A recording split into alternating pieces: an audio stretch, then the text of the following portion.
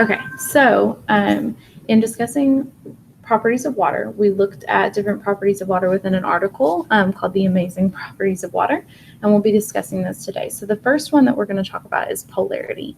And all polarity means is that a molecule contains partial positive and partial negative charges. This is not to be confused with ionic molecules or ionic compounds. Those are complete negatives and complete positives. These are just partial, so they don't have an overall charge as a molecule. They just have a pole of positive and negative. So we're going to draw out our little water molecule here. So if this is oxygen, and it has 2 hydrogens on each end. So the H's are hydrogens, and then that is oxygen. And this is, of course, H2O. This is our water molecule.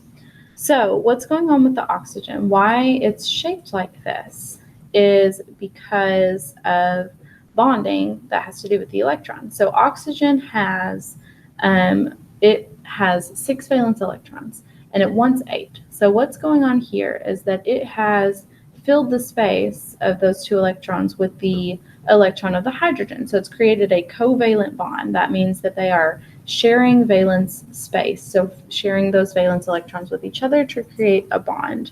But oxygen has these electrons left over here.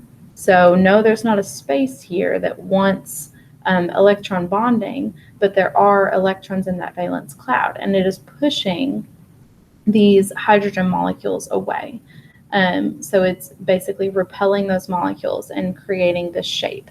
Now what that means is that these give off a partial negative charge. So again, it's not an ionic compound, but it does have a negative association with that end of the water molecule, while these down here create a partial positive. So it's kind of like a battery. It's got one end that's a negative and one end that's a positive. This property right here, it accounts for all other properties of water. So just because of this bonding, or not bonding, sorry, just because of this charge association, all other properties of water happen. This is a very, very special molecule because of the way it reacts with other molecules in its environment and the way that it reacts with other water or with other polar molecules in its environment. So again, polarity accounts for all other properties of water. So this is basically saying that because of the structure of water, it has very specific functions. Okay, so the first property that we'll talk about outside of polarity is surface tension. So all surface tension is the amount of force it takes to break through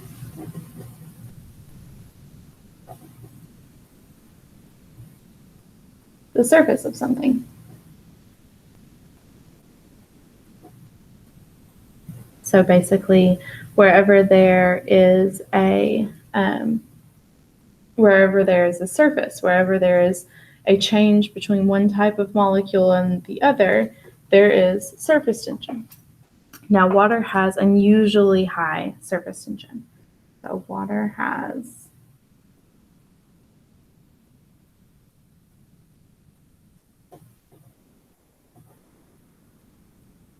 so that means it just takes more force to break through the surface of water than it does other liquid substances. So if this is air and this is a body of water, so within that body of water, there are many water molecules.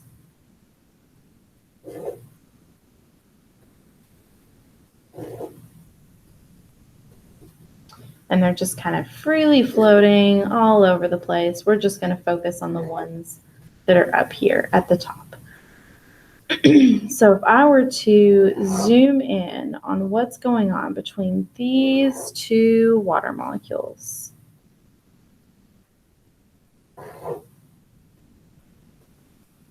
what is happening is that these hydrogen ions, and we'll depict this, so just ignore that. Sorry, I drew it the wrong way. So wherever there is a hydrogen close to an oxygen, the positive end of that hydrogen is going to be attracted to the negative end of that oxygen. This is, and I'll zoom in on that. This right here is called a hydrogen bond.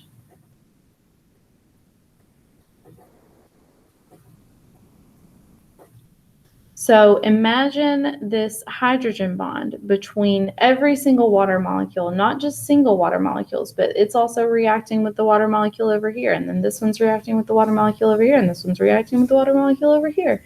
So where all of these water molecules are concentrated at the surface of this water are all these hydrogen bonds. And that they're called weak bonds, but there's so many of them in a body of water that it creates a very, very strong attraction from water to water. This phenomenon is called cohesion.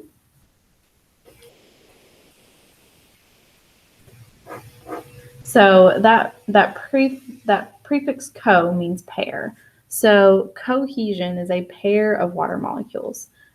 So this is when water has a high attraction to other waters. So again, when water is attracted to another water molecule, so that hydrogen bonding in water creates this cohesive property where water really, really wants to stick with other water, and it makes it harder to break through. That's why it hurts whenever you belly flop, but it doesn't hurt when you dive. Because when you dive, your hands are shaped like this, and when you dive into a body of water, you're breaking that surface tension with your hands before your body actually hits the water. Whereas whenever you're belly flopping, it's more of a surface area hitting that water at a time.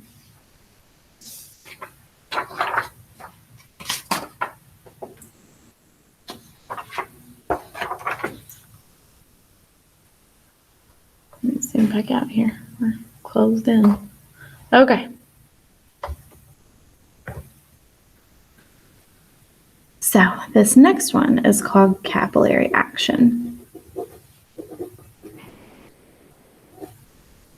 So a capillary, just by definition, means small tube. So we have capillaries in our body that are very small blood veins that can take blood to different parts of our body that you would want great big blood veins. So the same thing happens whenever you put water into a small tube, is it will go in a certain direction, because basically the forces of that water, along with the forces of it being attracted to other molecules, are pulling it against gravity. So whenever I say capillary action, I just mean that water can move against gravity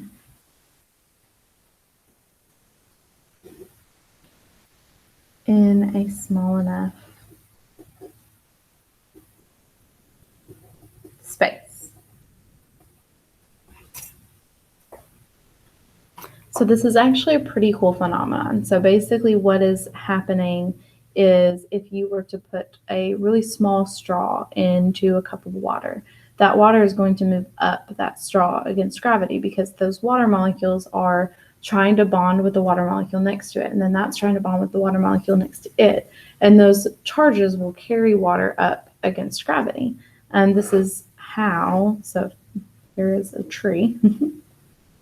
And so a tree gets water from its roots, but yet there's still leaves up at the top of that tree. Even 150-foot trees have to have water to make it to the top of their tree to carry the necessities for things like photosynthesis, for growth, and for reproduction in that tree.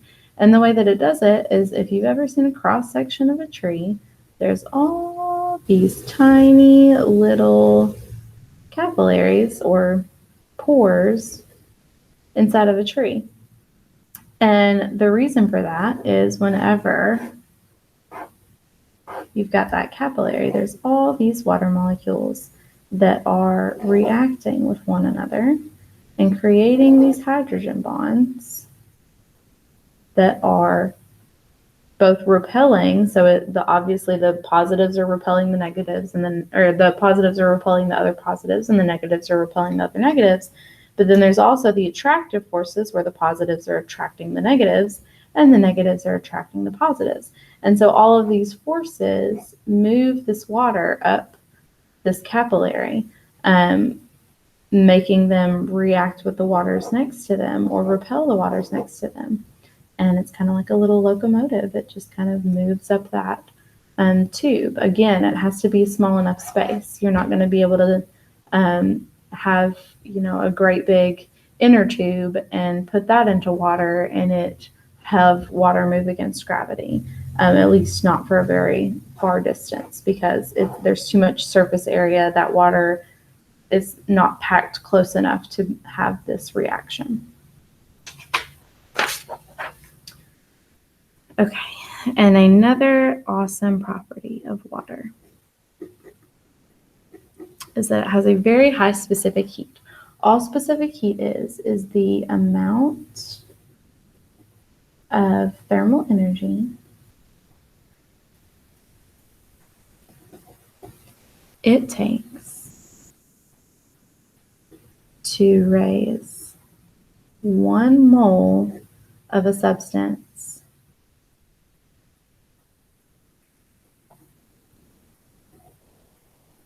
by 1 degree Celsius. So it's basically a way to measure the change in temperature of a substance. The cool thing about water is it takes a lot more energy to change the temperature of water than it does other substances. So water absorbs more energy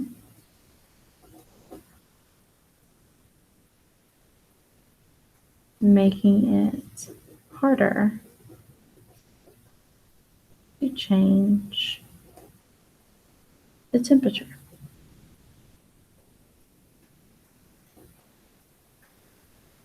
So how this is important to us is that if it's a hot summer day and it's 110 degrees outside, there can be a nice little body of water, so pool or a pond, and that's, a nice little 80 degrees Fahrenheit.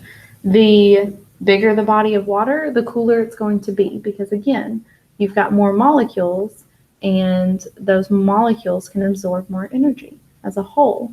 Now, it's important to understand too that the reason that it can absorb more energy is that hydrogen bonding. So we talked about that with surface tension here. So we talked about how between two water molecules, there's these little hydrogen bonds.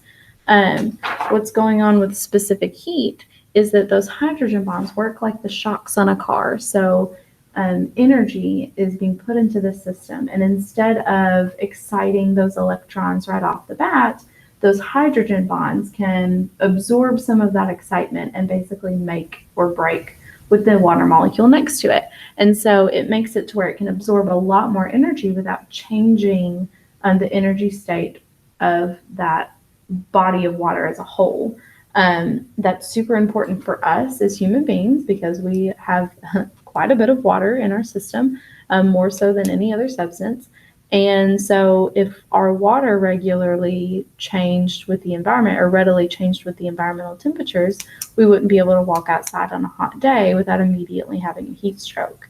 And the same way for our environment. So all of the water in our atmosphere, and so as you've probably learned before, matter and energy are neither created or destroyed.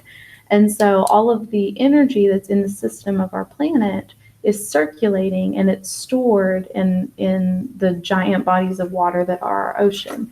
And whenever that energy is released or changing from one material to the other, that's what drives our weather and climate, is the amount of energy within a certain system. And it all is circled around water. Another really great thing about water is that it is less dense as a solid. So water is less dense as a solid. So the solid form of water is ice, as you know, than a liquid. So basically what's going on here? So whenever you reduce the temperature of something, you are reducing the amount of energy that is in that system. And so what's happening with water is that when you reduce that energy, these hydrogen bonds, so I told you they really like to make and break whenever there's energy in a system. Well, when you lower the amount of energy in said system, these hydrogen bonds stabilize. So when the temperature drops, and with water it's very specific, below 4 degrees Celsius, so anything below that is whenever it becomes less dense, hydrogen bonds stabilize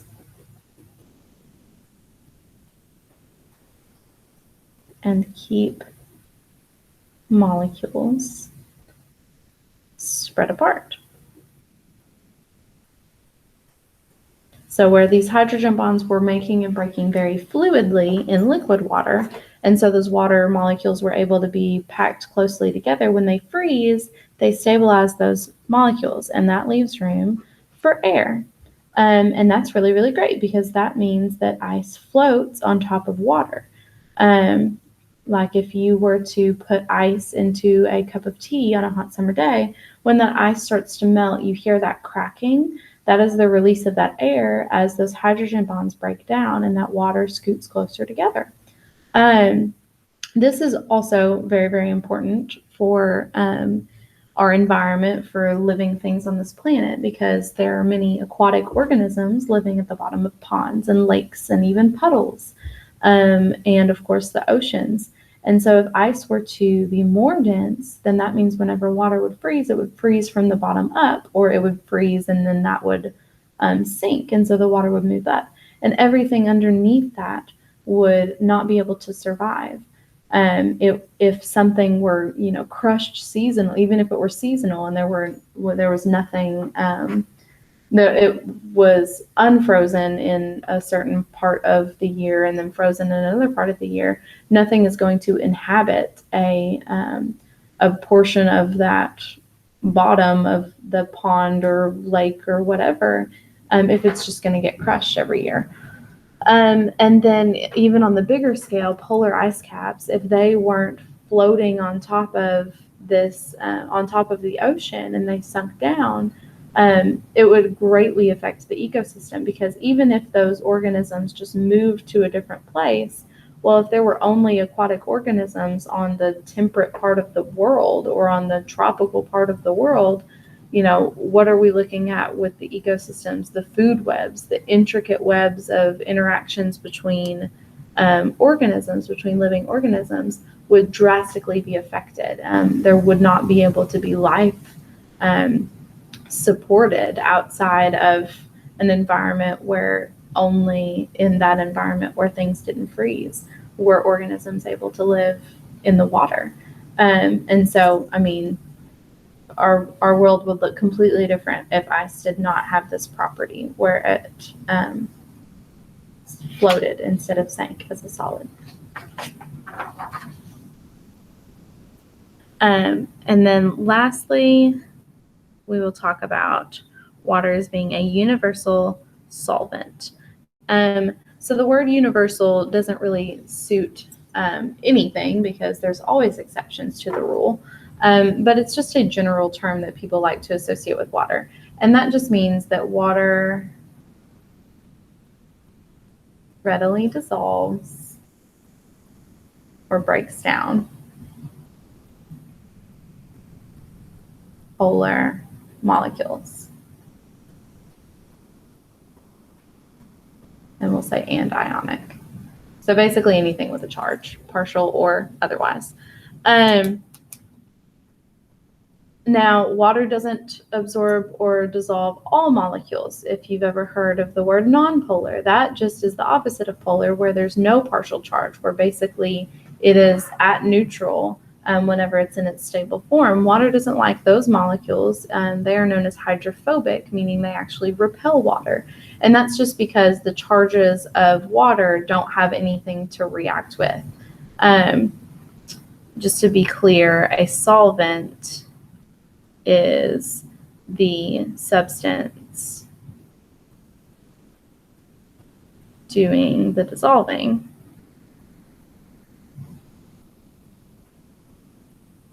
While solute is the substance being dissolved. So if you were to make salt water, the salt that you put into the water would be the solute, while the water itself is the solvent. Whenever you hear the word solution, that means that it is a liquid of mixed substances. So an aqueous solution is a substance that's being mixed in water. After that's mixed, that's a solution. This is really important to us because obviously we are not made of just water. We also have things in our body like electrolytes. Those are ionic compounds. We have things that we need to break down and carry and move, like oxygen, and we've got iron, and that's just naming even just a little bit potassium. There's all of these polar and nonpolar. We'll get into how we break down nonpolar molecules in a little while, but there's all of these different molecules that need to be moved around in our body or perform a specific function in our body. And if water wasn't able to react with those, then those chemical reactions wouldn't happen in our body. It's important to understand with this property that while water has a high affinity to other waters, if there's another substance that is ionic or polar, it is going to react with that substance. If water liked itself, so if water liked other water molecules better than any other molecules, then none of these chemical reactions would happen on our planet, because water would just be like, nah, I don't want you, I want to stay with water. But instead, water is ready to react with other molecules as long as they have that polar or ionic charge. So that's really, really important to understand. But all of it comes back to the fact that water is amazing, and that the properties of water literally drive all living reactions on our planet.